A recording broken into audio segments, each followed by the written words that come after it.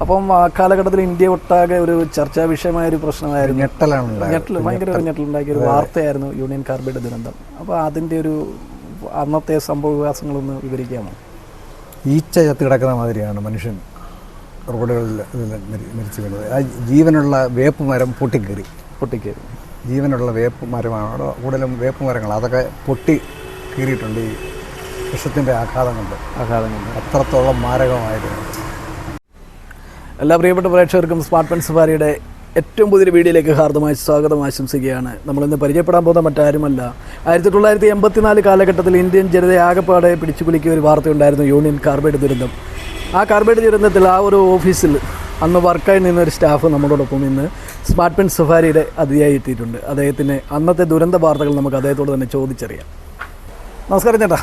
ചേട്ടൻ്റെ പേരെങ്ങനെയായിരുന്നു? വിദ്യാധരൻ. ഇപ്പോൾ union carbide ദുരന്തം നടക്കുന്ന സമയത്ത് ചേട്ടന് ഭോപ്പാലിലുണ്ടായിരുന്നു. അത് ഏത് വർഷമായിരുന്നു? 1984 കാലഘട്ടത്തിൽ ആ ഒരു ഓഫീസ് വർക്കായിരുന്നു. അതെ. അവിടെ എന്ത് സെക്ഷനിലായിരുന്നു? സ്റ്റെനോഗ്രാഫി. ഓഫീസ് അസിസ്റ്റന്റ് വിത്ത്. ചേട്ടാ, 1984 കാലഘട്ടത്തിൽ ഈ യൂണിയൻ കാർബൈഡ് കമ്പനിയിലേക്ക് നമ്മൾ ആ ജോലിക്ക് എത്തിയൊരു സംഭവം എങ്ങനെയായിരുന്നു? നമ്മളിവിടുന്ന് കേരളത്തിൽ പഠിക്കാൻ പോയതാണ്, ഇവിടെ ഓഫീസിൻ്റെ അടുത്ത് പോയതാണ്. അവർ ഭോപ്പാലിലാണ്. ഭോപ്പാലിലാണ്. അപ്പോൾ അവിടെ ചെന്ന് കഴിഞ്ഞപ്പോൾ ഹയർ സെക്കൻഡറി എഴുതി പഠിച്ച് പാസ്സായി കഴിഞ്ഞപ്പോഴാണ് പിന്നെ ഇവിടെ ഒരു വാണ്ടറുണ്ടായിരുന്നു. ഓഫീസ് സ്റ്റാഫിനെ ആവശ്യം. അങ്ങനെ അപ്ലൈ ചെയ്ത് അവർ ഇൻ്റർവ്യൂ എടുത്ത് ഡിറ്റേഷൻ തന്നത് നമ്മൾ ചെയ്ത് കൊടുത്ത് കഴിഞ്ഞപ്പോൾ സെലക്റ്റായി. വലിയൊരു പ്രതീക്ഷയോടെ കേരളത്തിൽ നിന്ന് അന്നത്തെ കാലത്ത് ഈ ഭോപ്പാലിലേക്ക് ഒരു ജോലി എന്ന പ്രതീക്ഷയിൽ സ്വപ്നമായി എത്തുകയായിരുന്നു വിദ്യാധരൻ ചേട്ടൻ. പക്ഷെ അതൊരു വലിയ ദുരന്തമായി.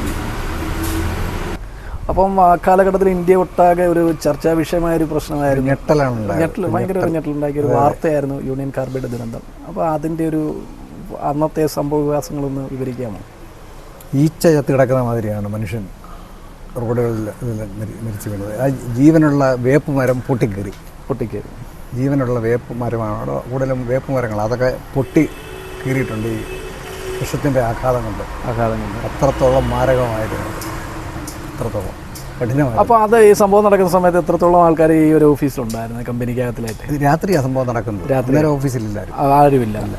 ഞാൻ രാവിലെ ഓഫീസിൽ ചെല്ലുന്ന സമയത്ത് അപ്പുറത്ത് നിൽക്കുക വാച്ച്മാന്മാർ മരിച്ചു നിൽക്കുക. ഗേറ്റിൽ 2 പേരും നിൽപ്പുണ്ട്. പക്ഷേ അവർ മരിച്ചു നിൽക്കുക ഓൾറെഡി. എന്നോ ഒരു വിഷയം ചെയ്യുന്നതാണ്. പക്ഷെ അന്നത്തെ അവർ അതിൻ്റെ കാരണം മരിച്ചു നിൽക്കുകയല്ലേ, നമ്മളറിയുന്നില്ല. ഇങ്ങനെ ഭിത്തിയാൽ ഇങ്ങനെ നിൽക്കുക ചാരി മരിച്ചു നിൽക്കുക. ആ ഭീകരമായിട്ടുള്ള ഒരു രംഗമാണ് കാണുന്നത്. അപ്പോൾ നമ്മളറിയുന്നില്ല. ഞാൻ നേരെ അകത്തോട്ട് കയറി ചെന്ന് ഡോറ് എൻ്റെ കഥ തുറന്ന് അകത്തോട്ട് ഓഫീസിലോട്ട് കയറി. ഞാനും അല്പം ഒരു ചെറിയ ഇതില്ല, അതിനകത്ത് എന്തോ ഒരു ശകലം ഉണ്ടായിരുന്നു. അപ്പോൾ കയറിയത് എനിക്കറിയാം, പിന്നെ ഓർമ്മയില്ല. പിന്നെ കണ്ണു തുറന്ന് നോക്കുന്നത് ടെൻറ്റിനകത്ത് കിടക്കുന്നതാണ്.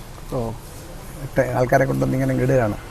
അപ്പോൾ ബസ്സുകൾ അങ്ങോട്ടും ഇങ്ങോട്ടും അങ്ങ് ഓടുക, കിട്ടുന്നവരെങ്ങോട്ടും ജീവനും കൊണ്ടങ്ങ് ഓടിക്കൊണ്ടിരിക്കുക. അപ്പോൾ ആ ഒരു പ്രദേശം മൊത്തം അവിടെ എല്ലാം അങ്ങ് നിറഞ്ഞു കഴിഞ്ഞു ഇതുകൊണ്ട്. ഈ വിഷവാതകം ശ്വസിച്ചല്ലേ? അല്പനേരത്തെ അതേ വന്നുള്ളൂ. ആ വന്നത് കൊണ്ട് ഇത് അങ്ങ് സ്പ്രെഡായി.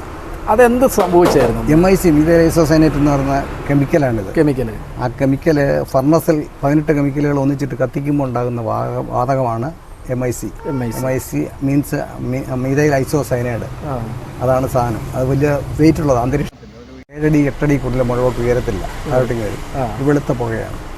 പിന്നെ അതിനെ ലിക്വിഫൈ ചെയ്താണ് ഈ മരുന്നുകളാക്കുന്നത്. അഗ്രികൾച്ചർ ഡിവിഷന് വേണ്ടിയുള്ള മരുന്നുകളുണ്ടാക്കുന്നത്. അന്ന് ആ വ്യാപിച്ച പുക ഒരുപാട് പ്രദേശത്തേക്ക് പോകാതെ അവിടെ തന്നെ ഇത് ഇച്ചിരി ഹെവിയാണ്, അതുകൊണ്ട് കൂടുതലായിട്ട് പോയില്ല. ആ പൊങ്ങിയ ഭാഗത്ത് തന്നെ ഏകദേശം ആ ഒരു പ്രദേശത്ത് മാത്രം അവിടമായിട്ട് അങ്ങ് നിന്നു. കാറ്റുകൾ അടിച്ച് വലുതായിട്ട് പോയില്ല. കണ്ടമാനം ആൾക്കാർ മരിച്ചു, കണ്ടമാനം. പക്ഷേ അതാണ് 3000 പേരെങ്ങാണ്ട് മരിച്ചു, 2500 പേരെങ്ങാണ്ട് മരിച്ചെന്നാണ് ഗവൺമെൻറ് ഡിക്ലെയർ ചെയ്തത്. പക്ഷേ ഒരുപാട് ശവം പറക്കി അവർ മാറ്റി.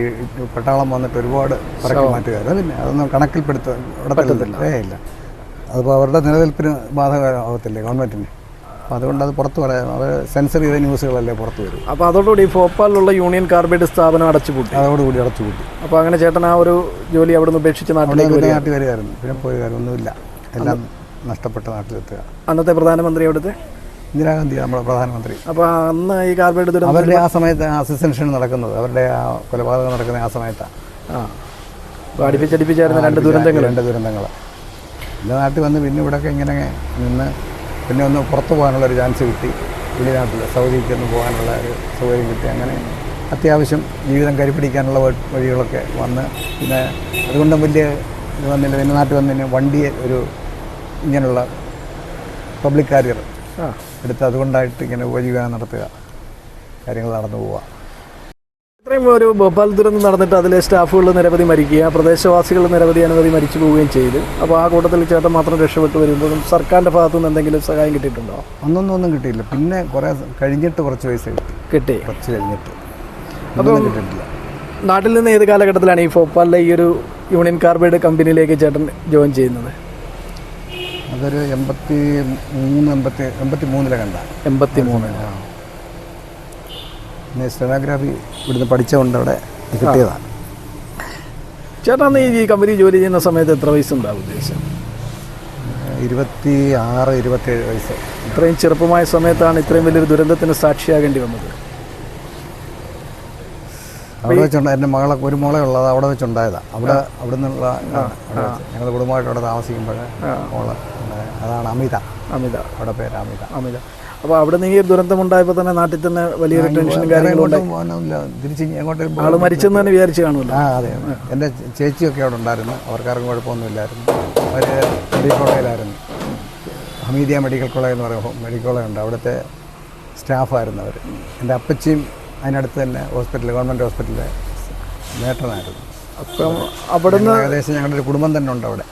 അപ്പോൾ അവിടുന്ന് നാട്ടിലേക്ക് വന്നിട്ട് പിന്നെ മറ്റ് ജോലികളിലേക്ക് മറ്റു കാര്യങ്ങളിലേക്കൊക്കെ ഇങ്ങനെ പ്രവേശിച്ച് പിന്നെ വെളിയിൽ പോകാനുള്ളൊരു അവസരം ഒത്തു. അങ്ങനെ വെളിയിൽ പോയി കുറച്ച് നാളൊക്കെ ജീവിച്ചു. അതിനുശേഷം തിരിച്ച് നാട്ടിൽ വന്നപ്പോഴും പിന്നെ ഇങ്ങനൊരു അപ്പോൾ ചേട്ടൻ്റെ ഇപ്പോഴത്തെ ഉപജീവന മാർഗ്ഗമാണ് നമുക്ക് പിന്നിലായി കാണുന്ന ഈ ഒരു വാഹനം. അതിൻ്റെ ഒരു ചെറിയ അറ്റകുറ്റപ്പണികൾ അതിൻ്റെ ബാക്കിൽ നടക്കുന്ന വർക്ക്ഷോപ്പിൽ നിന്നാണ് നമ്മളിപ്പോൾ ഇതിൻ്റെ വർക്ക് എടുത്തുകൊണ്ടിരിക്കുന്നത്. ഈ ചേട്ടനുമായിട്ടൊരു അഭിമുഖം നമ്മളിവിടെ വെച്ച് ചെയ്യുകയാണ്. ചേട്ടാ, ഇത്രയും വലിയൊരു ദുരന്ത മുഖത്തു നിന്ന് നാട്ടിലേക്ക് എത്തിയിട്ട് പിന്നീട് എപ്പോഴെങ്കിലും ഇതേ ഭോപ്പാലിലേക്കും ആ കമ്പനി നിന്ന പരിസരത്തിലേക്കും ചേട്ടൻ പോയിട്ടുണ്ടോ? പോയിട്ടില്ല. പോകണമെന്ന് തോന്നിയിട്ടേ ഇല്ല. പോകണമെന്ന് പിന്നെ അങ്ങനെ ഇത് വന്നില്ല. കാരണം നഷ്ടപ്പെട്ട് പോരുന്നത്. പിന്നെ അങ്ങോട്ട് പുലർന്നില്ല. പിന്നെ നാട്ടപ്പുറത്ത് വന്നിങ്ങനെ ഇവിടെ വീട്ടിലെ കാര്യങ്ങളൊക്കെ ആയിട്ട് വീടുമായിട്ടൊക്കെ പൊരുത്തപ്പെട്ട് കുറേ നാളുകൾ നിന്നതിന് ശേഷം വെളിയിലൊക്കെ പോകാനൊരു സൗകര്യം ഒത്തു. അങ്ങനെ വെളിയിൽ പോയി, സൗദി അറേബ്യയിൽ പോയിട്ട് പിന്നെ നാട്ടിൽ വന്നിങ്ങനെ ഈ രംഗത്തോട്ട് ഇറങ്ങിയ അഞ്ഞെട്ടലുണ്ടാക്കിയ സ്ഥലത്തേക്ക് പിന്നീട് ഒരിക്കലും പോകണമെന്നുള്ള ചിന്ത പോലും ഉണ്ടായില്ല. അങ്ങനെ ഒരു തോന്നൽ വന്നില്ല. മനസ്സ് മരച്ചു പോയി. പിന്നെ ഇവിടെ തന്നെ നാട്ടിൽ തന്നെ ഇപ്പോൾ എല്ലാം നഷ്ടപ്പെട്ടു. ഭാര്യ മരിച്ചുപോയി. 8 വർഷത്തോളം ആകുന്നു. മോളുണ്ട്. മോള് തിരുവനന്തപുരത്ത്. ജോലിയൊന്നുമില്ല. MSc nursing പാസ്സായുള്ള അജിമാതിരിക്കുക. 2 കുഞ്ഞുങ്ങളുണ്ട്. അവരെ നോക്കി അങ്ങനെ അവരവിടെ കഴിയുന്നു. എന്നാൽ തന്നെയും ഒരുപാട് മലയാളികൾക്ക് നമ്മുടെ ഒരുപാട് മലയാളികൾക്ക് ഒരുപാട് അറിയാൻ പറ്റാത്ത ഒരാളാണ് നമ്മുടെ വിദ്യാധരൻ ചേട്ടൻ. കാരണം കണ്ടമാനം മലയാളികളല്ല കൂടുതലും മരിച്ചേക്കുന്നത്, ഹിന്ദിക്കാരാണ്. കാരണം ആ ഏരിയ മൊത്തം എഫക്റ്റായി പോയി. ആ ഏരിയ മൊത്തം. അല്ലെങ്കിൽ തന്നെ നമ്മുടെ നാട്ടിലെ കാര്യം പറയുകയാണ്, ഒരുപാട് പേർക്ക് ചേട്ടനെ അറിയാൻ പറ്റാതെ ഉണ്ടായിട്ടുണ്ട്. കാരണം ഇത്രയും വലിയൊരു കാർബൈഡ് ദുരന്തത്തിൽ നമ്മളുടെ ഒരു സാക്ഷിയായി നിന്നത് മലയാളത്തിൽ കേരളത്തിൽ നിന്നുള്ള ഒരു വിദ്യാധരൻ ചേട്ടൻ എന്ന് പറയുന്നൊരു ചേട്ടനാണ്. അപ്പോൾ അദ്ദേഹം ആ ദുരന്തമുഖത്ത് ഒരുപാട് യാതനകൾ അനുഭവിച്ചിട്ടാണ് തിരിച്ച് നാട്ടിലേക്ക് എത്തിയത്. അദ്ദേഹമാണ് ഇന്ന് നമ്മുടെ സ്മാർട്ട് പെൻ സഫാരിയുടെ അതിഥിയായിട്ട് കുറച്ച് നേരം നമുക്ക് വേണ്ടി സമയം കണ്ടെത്തി സംസാരിക്കുന്നത്.